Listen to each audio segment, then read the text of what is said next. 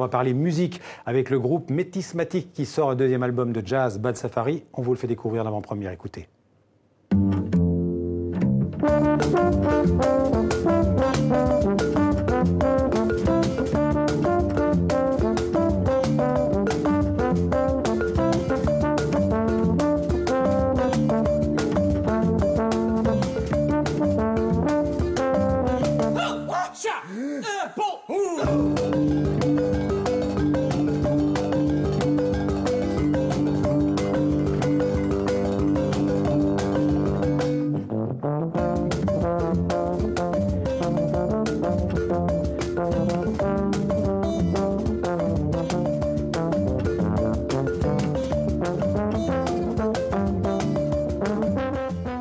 Bonjour Dominique. Bonjour Xavier. Donc Métismatique qui nous sort ce nouvel album Bad Safari et c'est du jazz, paraît-il, planétaire. Oui, c'est comme ça qu'ils appellent ça. Alors effectivement, c'est bien du jazz parce qu'on retrouve tous les ingrédients du jazz, hein, le rythme, le goût de l'improvisation, les instruments emblématiques du jazz, hein, saxo, trompette, piano.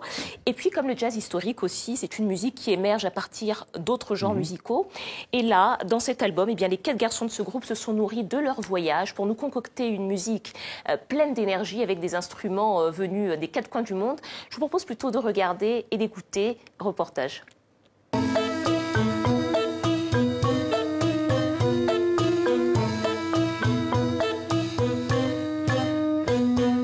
joue du balafon, qui est un xylophone d'Afrique de l'Ouest. Et cet instrument a déjà un son très remarquable, très connoté, donc apporte un son afro tout de suite à la musique.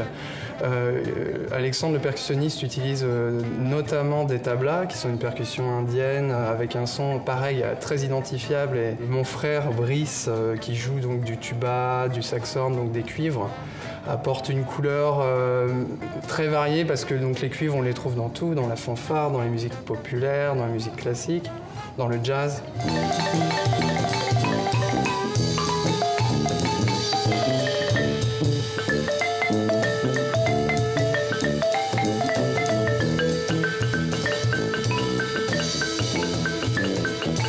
La seule manière pour moi de définir le jazz, c'est que c'est une musique improvisée et mouvante et vivante depuis qu'elle est née. Elle ne sera jamais d'évoluer, elle ne va pas à un moment se figer.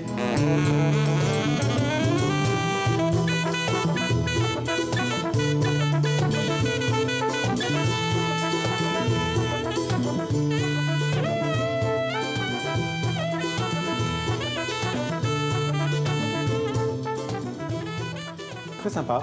Bon, ça vous plaît? Alors, oui, si ça vous plaît, il faut savoir que le jazzy, concert, quoi, voilà, ouais. et le concert de lancement de cet album aura lieu au New Morning, qui est quand même une très belle salle de jazz et de musique du monde, le 25 mars, New Morning à Paris. Parfait, on passe au cinéma, on va parler FESPACO au Burkina Faso. Demain, ce sera la fin du FESPACO. Et aujourd'hui, c'est le prix spécial qui a été remis, enfin les prix spéciaux, et en particulier le prix Thomas Sankara. Absolument, c'est un prix qui était très attendu. Alors la cérémonie est en cours en ce moment, elle a commencé il y a à peu près 1h30.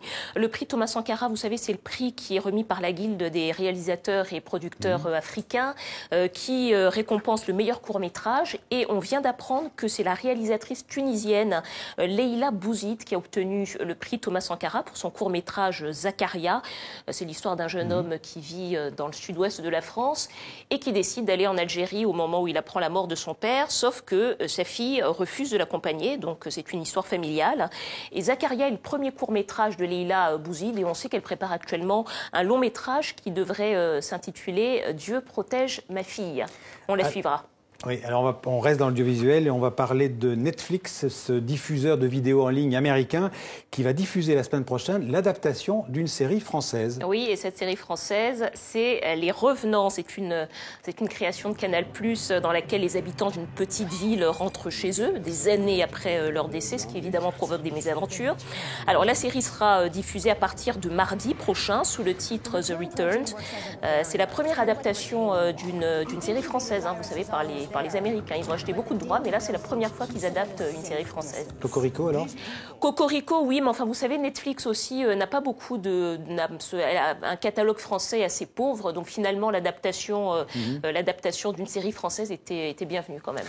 Alors, une dernière info, Dominique, pour dire que l'Autriche refuse la restitution d'un chef-d'œuvre autrefois spolié par les nazis. Oui, ça, c'est une décision qui est tombée aujourd'hui. On l'attendait. Alors, ce chef-d'œuvre, c'est la frise Beethoven de Klimt, qu'on voit sur la photo. Alors, c'est une fresque monumentale qui est exposée au Palais de la Sécession à Vienne. En fait, l'histoire est un peu plus compliquée que ça, parce qu'effectivement, c'est une œuvre qui a été spoliée par les nazis en 1938, mais après la guerre, elle a été restituée par les Autrichiens aux héritiers de ce collectionneur juif qui vivait en Suisse, sauf qu'elle a été restituée avec une interdiction de l'exporter. Et donc, il a été revendu, ce bien, à l'Autriche, et c'est ce que le collectionneur contestait. Finalement, la justice a décidé qu'il n'y avait pas de raison ni juridique ni morale de restituer ce bien. Et cette œuvre est visible en ce moment à Paris, à la Pinacothèque, dans la grande exposition Klimt. Merci Dominique, à demain.